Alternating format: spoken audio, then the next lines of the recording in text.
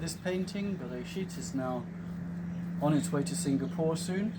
So I'm wrapping it with, it first has a sheet of cotton just to keep it non-sticky. This is foam to protect it, which wraps it, and then it's going to be bounded by 2 plywood boards, and it has this certificate of authenticity which goes inside. So I'm just wrapping it now.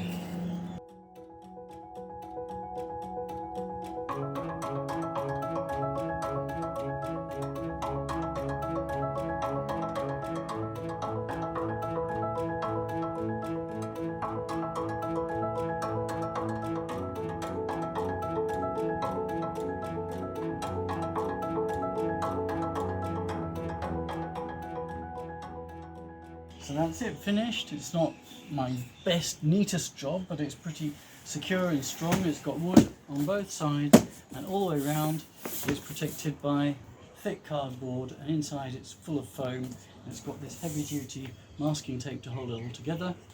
It's going to be fine with FedEx.